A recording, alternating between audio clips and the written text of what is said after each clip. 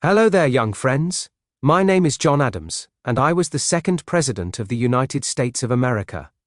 You might wonder, what was it like to help create a brand new country? Well, let me tell you my story, and I think you'll find it quite an adventure. I was born on October 30th, 1735, in a small town called Braintree, Massachusetts. Back then, America wasn't even America yet. We were still colonies belonging to Great Britain far across the ocean. Growing up, I was what you might call a bookworm. I loved reading and learning new things. My father was a farmer and a shoemaker, and he worked very hard to make sure I could go to school. You see, education was very important in our family.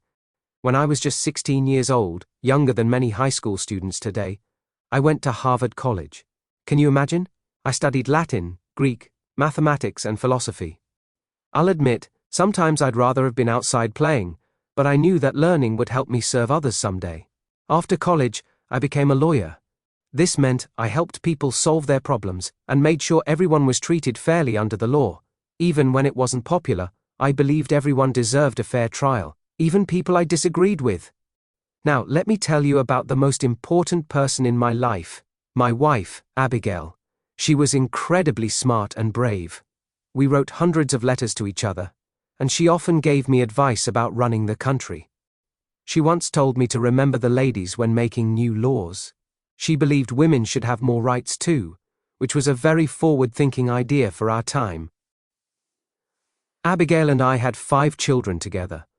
Our son John Quincy Adams even became president too, the 6th president. We were very proud of all our children, and tried to teach them to be honest, hard-working, and kind to others. As I grew older, I became very concerned about how Great Britain was treating us colonists. They were making us pay taxes without letting us have a say in their government. No taxation without representation, we said. This didn't seem fair at all. I joined other brave colonists like Benjamin Franklin, Thomas Jefferson, and my cousin Samuel Adams to protest these unfair laws. We didn't want to fight, but we wanted to be treated fairly. When talking didn't work, we had to make a very difficult decision: to declare our independence from Britain. I was honored to help Thomas Jefferson write the Declaration of Independence in 1776. What an exciting and scary time that was! We were creating something completely new, a country where people could govern themselves. During the Revolutionary War, I traveled far from my family to represent our new country in Europe. I went to France and Holland to ask for their help and support. Being away from Abigail and my children was the hardest part of my job, but I knew it was important work. After we won the war and created our Constitution, George Washington became our first president, and I became the first vice president.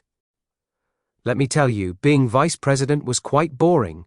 I mostly just watched over the Senate and waited to see if I'd be needed.